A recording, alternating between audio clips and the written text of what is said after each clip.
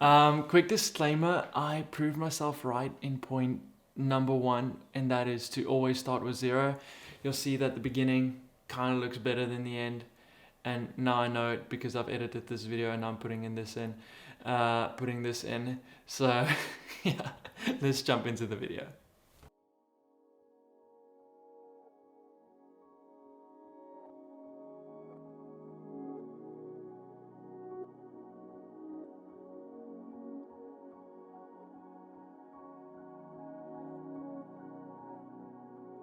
For my last shoot that I did, I used something that Damien taught me, and that is start from zero and work your way up. Right here we have one light above me, and it looks cool, like it looks great, but we're basically on zero right now. And Devil's here, and he's gonna put it on. He's gonna turn on a light at the back. It's just gonna separate me a little bit from the background. It's gonna create a nice edge light here, and it looks great. So we have a blank canvas that we work with. Whether it's inside, like here, or outside, always start with zero. No, even if it looks bad, and then okay, cool. What can we add? What can we put in that we haven't thought about before? Because my mistake that I've made is I add too much. I want to make it look busy. I want to make it look insane, and at the end of the day, it looks horrible. So I'm gonna ask Devil to switch on this little Godox RGB tube light that I bought last week, and it just kind of fills the shadows that's there. And for this shoot, it looks cool, looks moody, the previous stuff, but that's not what I'm going for. So with this one, I'm going to turn on the backlight, and here we have, and hopefully Devil can tell me if this looks good, a clean shot. It's not as moody, but it still looks cinematic. Everything has worked. You can have one light on top of you, or you can have a bunch around you, but always start from zero and build your way up to make it look as good as possible. Last week I spoke about go the extra mile, see what you can do to make it look the best. And I personally believe this is what we got. I'm probably still so far out of where I wanted to be, but went the extra mile, started from zero, and this is where we are now. This brings me to point number 2. Is always get more than what you came for. Always. For me, I learned this probably when I was grade 9, before I ever thought about, grade 10. Before I even thought about picking up a camera, I thought I was going to be a cricket player, a golf player, something in that line, or go to study BCom, be a business manager, or whatever it is. And Chad Veach said this, get more than what you came for. And he was speaking about Jesus at the time, where you show up and you trust Jesus for something, and then at the end of the day you got more than what you came for. And I 100% can vouch for that. And I've tried to take that principle and take that into my photography and videography life, is always get more than what you came for. We were basically done with the shoot. We shot there, we shot here. I was happy with it, but I was like, okay, cool. What can we do to get a little bit more than what we want? So I took these big lights, the one for the background, and the one that's on top of me. I took these things off, I put beauty dishes on, I deflected them onto this huge white ceiling that I have above me, and it turned out pretty well. And it's so cheap to do, it's so simple to do, but it worked, and I got more than what I came for. Point number 3 is probably the most important to me out of all of them when it comes to the cinematography.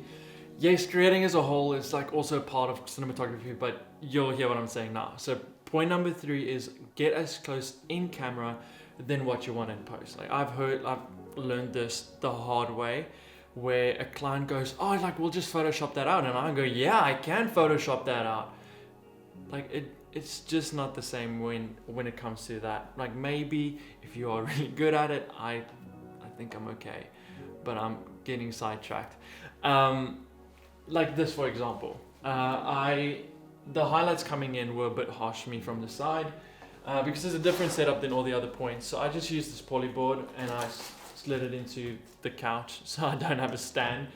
And the highlights are coming in right now a bit harsh for me. So I just I put this up, and it just makes the highlights a little bit softer from that side. It just basically cancels them out, except part of it, but you work with what you have.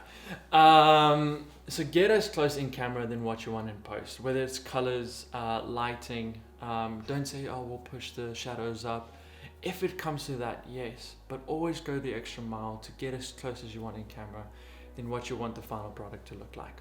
My fourth point is, what story are you telling? Have a narrative, whether it's for a product shoot, a beauty shoot, whatever it is, a music video. Have a narrative that you're working from.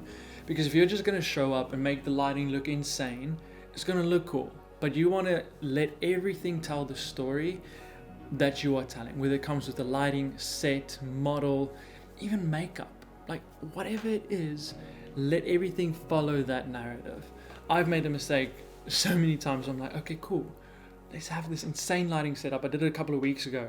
Shoot kind of turned out how we wanted, but not actually at all, because I didn't really have a narrative. I thought the cool lighting setup is going to make it look the way that I want it to. But I was completely wrong. Have a narrative that you work from and build on top of that. Never ever go into something, okay, cool, it's going to look sick.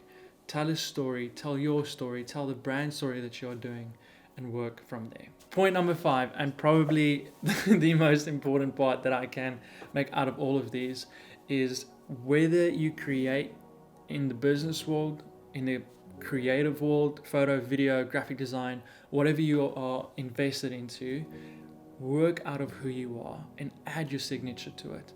With video, whether it's a lighting, a camera angle, color grade, whatever it is, add your signature to it and create out of who you are. Because I believe when we create out of the essence of who we are called to be, it just adds a weight to your work, and that creates influence wherever you go.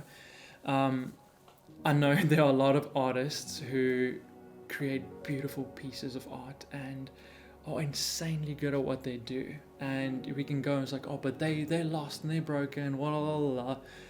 I don't think it's a lack of knowing who they are. I think it's a lack of knowing who they want to become. And that causes us to lose ourselves and fall into addictions or into areas of our lives that we never even thought we would. And it's a hard place to get out of. But know where you're heading, know who you are, and create from that. So point number 1 is start from zero and work your way from there. You have a blank canvas to work with. Start there. Even if you don't have a budget for a huge light or anything. These aren't even my lights. They're borrowed. Except that small one and this one. But the big lights, they're not mine. Point number 2 is always get more than what you came for. Like more photos, more video, especially when shooting a music video. I've learned the hard way, and B-roll. You'll never ever have enough. Point number 3 is get as close as you can. Then you want post in camera. Don't say, oh, we'll do it later, we'll fix it later. Get as close as you want to it in camera. Point number 4 is what story are you telling? Have a narrative that you work from there, and stick to that. And point number 5, and for me it's probably the most important one, is know who you are and know who you are creating out of. Not because something is cool, not because something is trendy, but because of who you are. And yeah, thank you for watching. I'll probably have another one coming out next week.